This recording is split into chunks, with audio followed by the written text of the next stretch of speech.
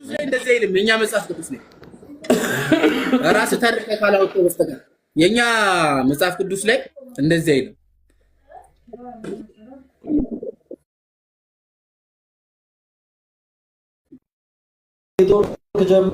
ኔትወርክ ጀመረ ትላላችሁ። እሺ ክርስቲያኖች መግባት የምትፈልጓላችሁ?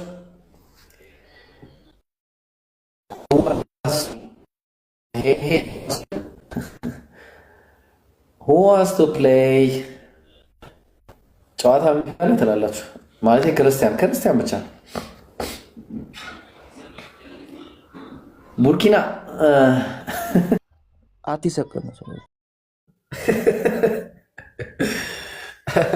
ቁጭ አይካቢ እንዳደርገው እሺ ወይዘር ብዬ ላውራሽ እንዲሰማሽ በኋላ ህዝቡን ፍቅር በፍቅር እንዳታረገው ይሰማል። ጥቅስ ሰጠኝ ችግር እሺ ዞር ብያለሁ።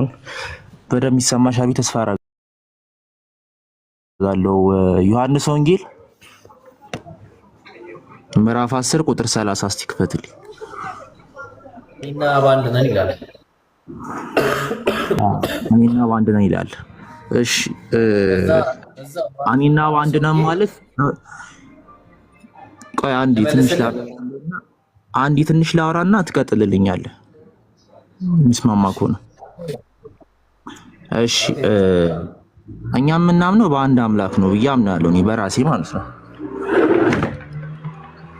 እንዴት እንደሆነ ልንገርክ። ቀላል በቀላል አማርኛ ሳብራራለህ። አሁን ለምሳሌ ውሃ በስንት ስቴት ይገኛል? በሶስት አይነት ስቴት ይገኛል። ሶሊድ፣ ጋዝና ሊኩዊድ ሆኖ ይገኛል አይደል? ቆይ አንዴ በሶስት አይነት መልኩ መገኘት ይችላል። ራሱ ውሃ ነው ግን ጋዝ መሆን ይችላል፣ ፈሳሽ መሆን ይችላል፣ ጠጣር መሆን ይችላል። ግን ራሱ ውሃ ነው እና ልክ እንደዚሁ ፈጣሪም ራሱ ወይም ደግሞ እግዚአብሔር የምንለው አምላክ በሶስት አይነት መልኩ መገለጽ ይችላል። ወደዚህ ምድር ሲመጣ አካል ለብሶ ልክ ሲወርድ ኢየሱስ ተብሎ ስያሜ ተሰጠው፣ እኛ እንድንረዳው ማለት ነው።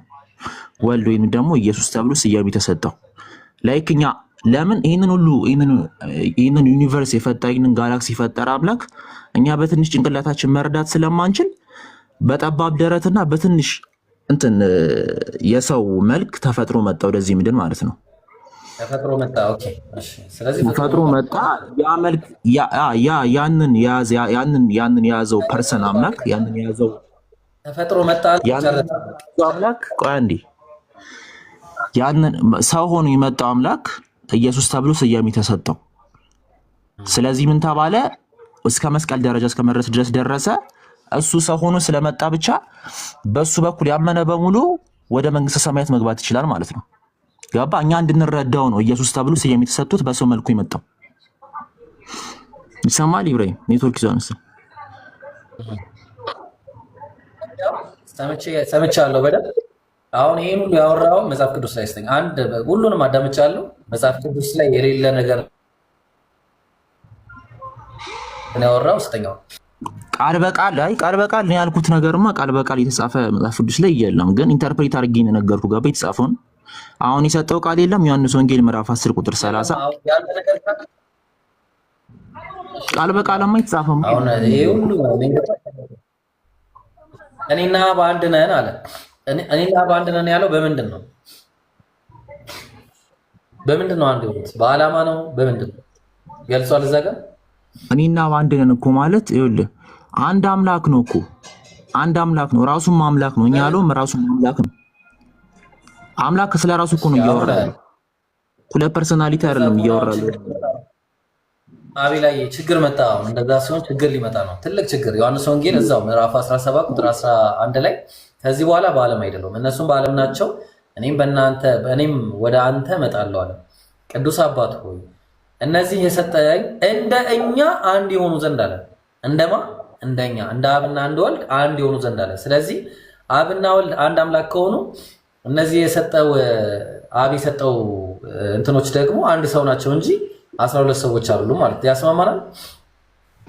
12 ሰው ኖ እነሱማ ዲሳይፕሎች ናቸው እኮ ማለት ተከታዮች ናቸው። ሰውለቱ አንድ ናቸው። እኛ አንድ እንደሆነ አንድ የሆኑ ዘንድ አላ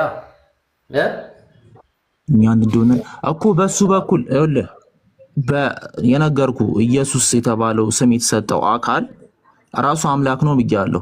እሱን የተከተሉት ደግሞ በአንድ ዓላማ እየሄዱ ስለሆነ አንድ ተብሎ ተቆጠሩ። ገባ እኮ አሁን ችግሩ በእሱ ዓላማ ምናምን አይልም። ስለዚህ አሁን ስለ ዓላማ ከሆነ ዓላማ ነው በለኝ። የሁለቱ እኮ ሊትራ ዳይሬክትሊ ቃሉን እየተረዳ ነው። አንተ እኔ ኢንተርፕሬት እያደረኩ ነው እየነገርኩ ያለሁት። አንተ ኢንተርፕሬት ከምታደርገው ይልቅ ባይብሉ ኢንተርፕሬት የሚያደርገው ይበልጣልና አንዴ ላስነብብ። ዮሐንስ ወንጌል ምዕራፍ 10 ላስነብብ ከየት እንደሚጀምር። እሺ ምን ይላል መሰለህ? አንዴ ስክሪፕቷን ላውጣና ይኸውልህ። አይሁድም ማለት እርሱን ከበው እስከ መቼ ድረስ በጥርጣሬ ታቆየናለህ አሉት። ምንድነው ጥርጣሬያቸው? የሚጠብቁት ክርስቶስ ነበር፣ መሲሁን ይጠብቁ ነበር ላቤላ አይደል? ስለዚህ አንተ ያ መሲሁ ወይ ደግሞ ክርስቶስ እንደሆንክ ገልጠ ንገረን አሉት። እንግዲያውስ በቃ ከዚህ በኋላ ክርስቶስነቱ ሊነግራቸው ነው። ኢየሱስም መለሰላቸው እንዲህ ሲል ነገርኳቸው፣ አታምኑምም አላቸው። እኔ በአባቴ ስም የማያምኑት ምንድነው? ክርስቶስነቱን አየህ፣ አምላክነቱን አይደለም። እኔ በአባቴ ስም የማደርገው ይህ ስለኔ ይመሰክራል። ምንድነው የሚመሰክረው? ክርስቶስነቱን። ልብ አድርግ። እናንተ ግን ከበጎቼ ስላልሆናችሁ አታምኑም። ምንድነው የማያምኑት? ክርስቶስነቱን። በጎቹስ ድምፄን ይሰማሉ አለ። እኔም አውቃቸዋለሁ ይከተሉኝማል። ለምንድን ነው የሚከተሉት? ክርስቶስ እንደሆነ ስለሚያውቁ። እኔም የዘላለም ሕይወት እሰጣቸዋለሁ አለ። የዘላለም ሕይወት የሚሰጠው ኢየሱስ ሆኖ ሳይሆን ትእዛዝ ነው። የዘላለም ሕይወቱ ትእዛዝ እንደሆነች ያውቃለሁ ይላል። ትእዛዙ የዘላለም ሕይወት እንደሆነች ያውቃለሁ ስለሚል ለዘላለምም አይጠፉም አለ። ከእጄ ማንም አይነጥቃቸውም አለ። ለምንድን ነው የማይነጥቃቸው? ከእጁ። ልብ አድርግ፣ ይህንን በደንብ ያዝልኝ። ከእጄ ማንም አይነጥቃቸውም አለ። ከእጄ። ታዲያ ከእጄ ማንም አይነጥቃቸውም ሲል ምን ለማለት ፈልገው ነው ከተባለ የሰጠው አካል ስላለ ነው ከእጁ የማይነጠቀው። የሰጠኝ አባቴ ከሁሉ ይበልጣል አለ። ከአባቴ እጅ ሊነጥቃቸው ማንም አይችልም። ስለዚህ እነዚህም በጎች በመጠበቅ አንድ ነን እያለ ነው። ስለዚህ እኔ ክርስቶስ ነኝ፣ እኔ ክርስቶሱ ነኝ ሲላቸው ለዛ ነው አይሁድም ሊወጉ ደግሞ ድንጋይ ያነሷል። ምንድነው የጠየቁት? ክርስቶስነቱን ነው የጠየቁት። እንዴት አንተ እኔ ክርስቶስ ነኝ ትላለህ ነው እያሉት ያሉት። ኢየሱስም ከአባቴ ክርስቶስ ነኝ ያሳያችሁ እያለ ስለዚህ እኔ ክርስቶስ ነኝ እያለ ነው እንጂ እኔና በመለኮት አንድ ነን የሚል ነገር አልተናገረም። ተግባባ? አሁን የሰጠው ጥቅስ ዮሐንስ ወንጌል ምዕራፍ 10 ያሰርኩት። አንዴ ሰላም አለይኩም። ላይቭ ላይ ነው ኡስታዝ። እሺ ምን አለ? በቃሽ ትቷል። እሺ ስለዚህ ይሄ አያስኬድህም ነው ባጭሩ። ኢየሱስ ክርስቶስነቱን ነው የተናገረው እዚህ ጋር። እሺ የተጠየቀውን ክርስቶስነቱን ነው። ቀጥልሽ። ሌላስ መረጃ? እሺ በቃ ይሄንን ነበር ነግሪ ነበረው። ሌላ ተጨማሪ ነገር አለ ወይስ ተጨማሪ ሀሳብ?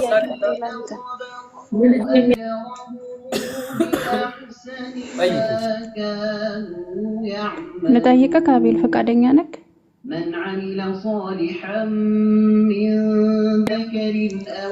አቤል ልጠይቅህ ፈቃደኛ ነህ? እሺ። ሰማይና ምድር ያለ አምላክ ፍቃድ ለአንድ ቀን ጸንተው ይቆማሉ ብለህ ታምናለህ? ምን አልሽኝ? ሰማይና ምድር ያለ አምላክ ፍቃድ ለአንድ ቀን ጸንተው ይቆማሉ ብለህ ታምናለህ? ኧረ አላምንም። እሺ እንደዛ ከሆነ ኢየሱስ ክርስቶስ በድንግል ማርያም ሆድ ውስጥ ለ9 ወር በነበረበት ሰዓትም እንዲሁም ደግሞ ሞቶ ተቀብሮ 3 ቀን በመቃብር ባለ ጊዜ ማን ነበረ ሰማይና ምድርን አጽንቶ ያቆማቸው? በዙፋኑም ላይ ራሱ ነበር። አምላክ ራሱ እኮ ነው። በስጋም ነበረ፣ በአምላክም ነበር። ሁለት ቦታ ነበረ። ባይዛው ህይወት የለው።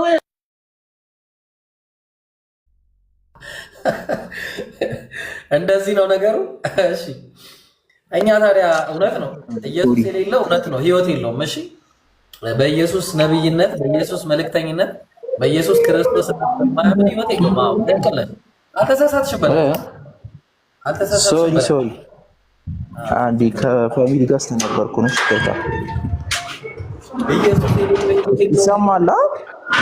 እሺ አንዴ ይቀጥልልክ። ይኸውልህ መጀመሪያ ላይ እሺ መክሊት ስለአንቺ ልመልስልሽ።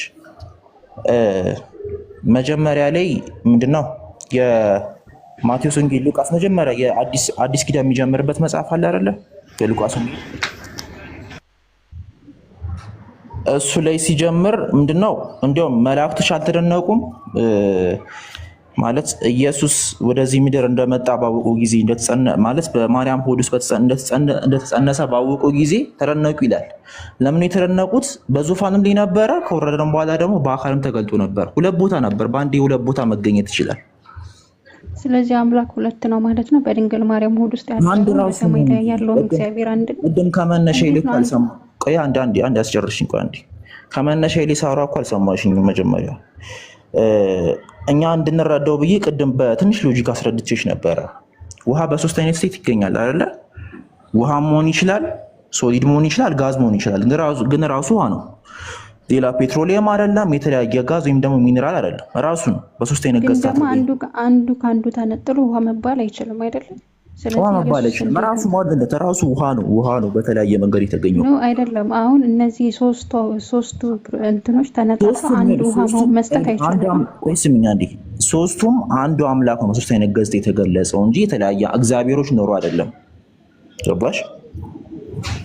ሶስት እግዚአብሔሮች አሉ ማለት ነው። አሁን ውሃው እኮ አንዱ ያለ አንዱ ሊኩዊድ እንትን ውሃ መሆን አይችልም ማለት ነው። ስለዚህ ኢየሱስ ሌላ ሊኩዊድ አለም ሌላ ሊኩዊድ አንዱ ያለ አንዱ ማለት እኮ ሌላ ሊኩዊድ ሲኖር እኮ ነው አንዱ ያለ አንዱ የሚባለው። ይሄ አንድ ሊኩዊድ ነው እኮ። እነዚህ ሶስቱ ተደምረው ነው አይደለ አንድ አይነት እንትን የሚሰጥ። አልተደመሩም። አንድ አምላክ ነው በሶስት አይነት ገጽታ የተገለጸው።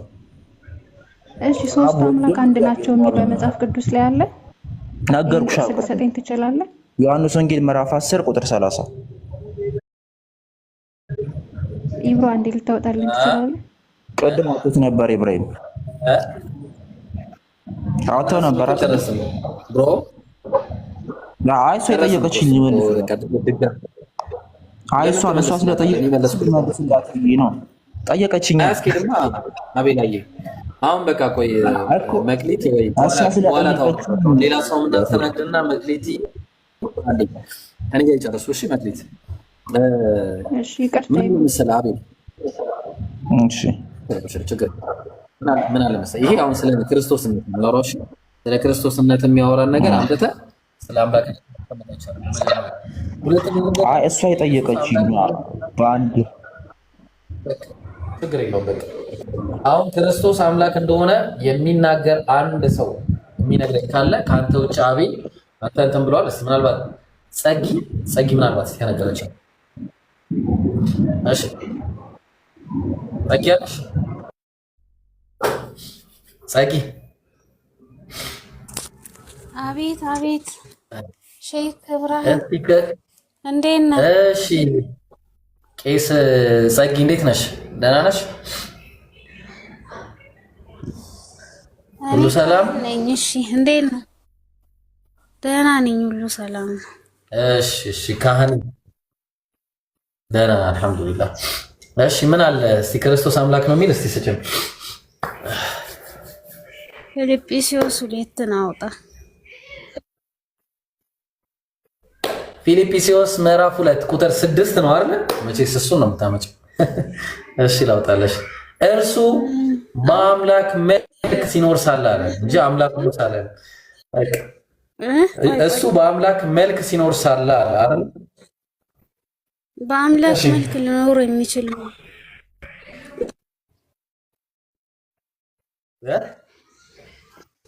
ምን አልሽ? ሚውት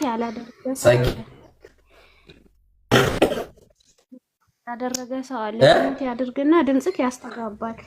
ስታወራ ድምጽክ ያስተጋባል። ሰው ሚውት ያርገው። ከላይ በኩል ያለው ሰው አረኩልሽ መወጥኩልሽ። እሺ መውጭ ይልሻለሁ። አሁን መጽሐፍ ምን አለ? እርሱ አለ በአምላክ መልክ ሲኖር ሳለ አለ። ስንት አምላክ አለ ጸጊ?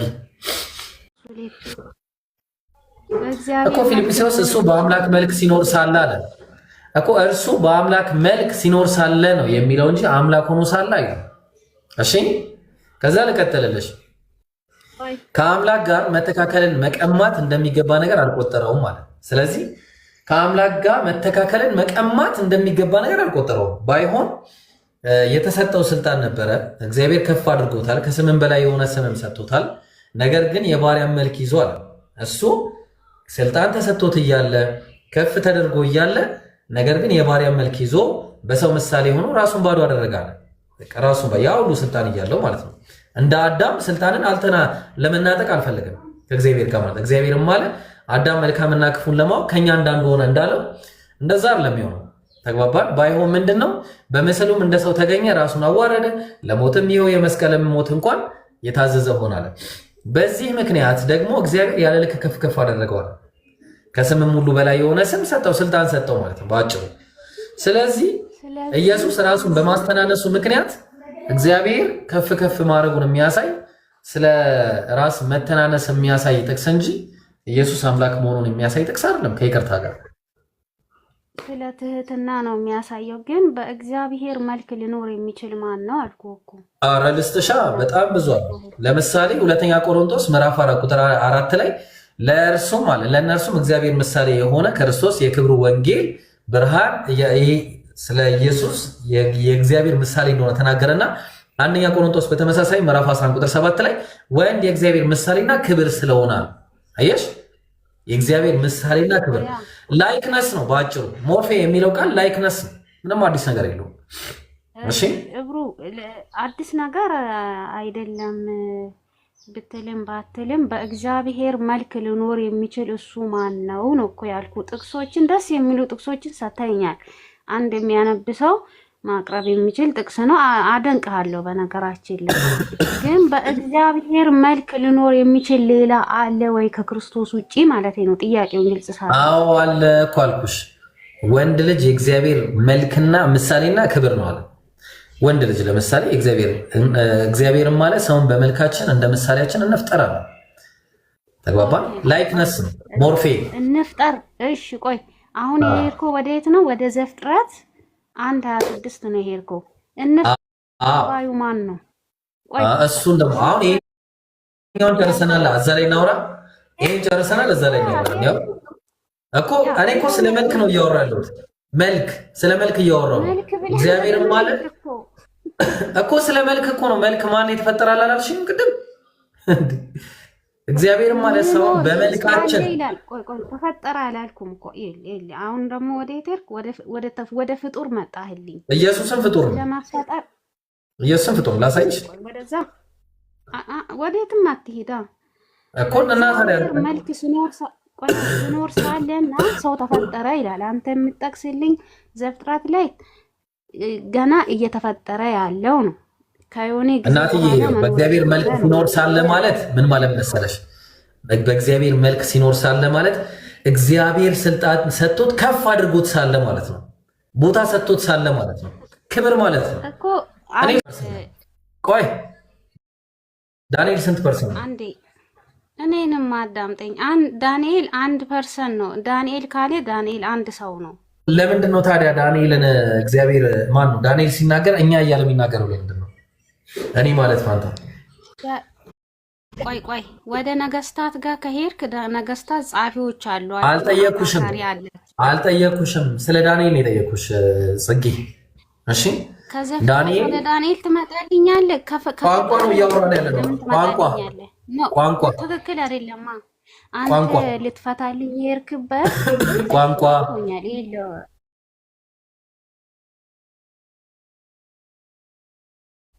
እኮ ከገባሽ መልሽ የሄድክበት መንገድ ትክክል አይደለም ነው። ከገባሽ